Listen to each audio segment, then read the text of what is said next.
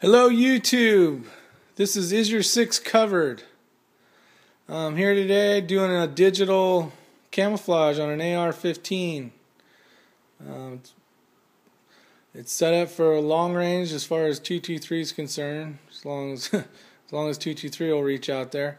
But a few things today we worked on. I did a digital camouflage with some sea sponge. I saw, I think his name's Rex something. I'll have to post his thing out, but man, what a great deal. This guy is a plethora of knowledge, but he had a YouTube video on digital camouflage, and he used some sea sponge. And I tell you what, this was a fast process. Not only was it fast, but it was definitely fun, but it was easy and didn't take very much time at all, and I'm really happy with what I got turned out. It's a lot different than the ones where you see the videos where they're putting up the leaves and painting over the leaves, which I haven't tried that yet. It looks pretty cool too, but I'm really liking the digital look. I think it breaks up a little more.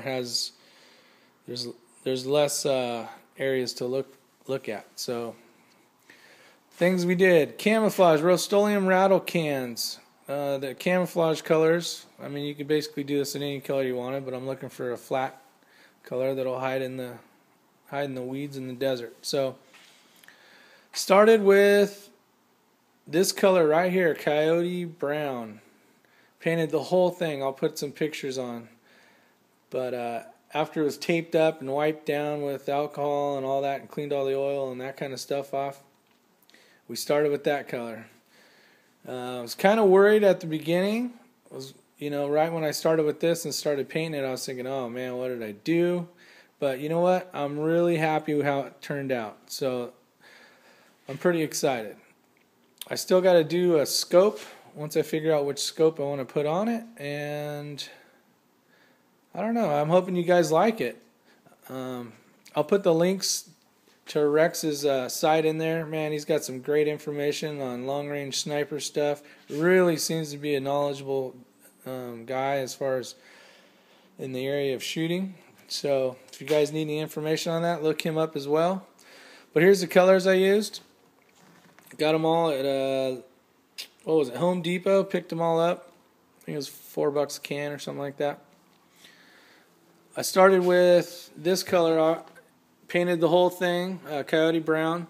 Went to black. I found a sponge. You just got to find some sea sponge and find the right edges on it, and then get the desired look you're looking for. Try it up. Here's a couple things I tried, trying to figure out what corner of the sponge seemed to work the best to give me the more small dots kind of section. So you just got to tinker with it before you touch the gun. Once you start, you got to either screw up and cover it up and start over, or just figure out which sponge works the best first. Moving along, I went to this color. Not sure what it is. It's like a dark green. I'm sure there's a name for it, but off the top of my head I can't think of it. And then I went to this color, which is an olive green, I believe. This is either olive or this one, but the lighter green color was too... I wasn't ready for that color yet. It was too light. So I mixed these two and basically came up with this. There's a little bit of black sitting on top of it now, but it was a perfect color. Put a little bit of this in here just to break it up, and I'll kind of not zoom in, but bring the phone camera over to it. And you can kind of see the little pieces of that green. Let's see. Yeah, so there's some of the green. Let me back up so it's not so distorted. And then at the end, I went through where there was some extra black or some spots I thought needed to be lightened back up, and then just use the sea sponge with the coyote brown again. And you know what? I'm really excited. I think this looks really good. I'm sure there's better ones out there, but from going from a 80% lower that was basically aluminum in color with the black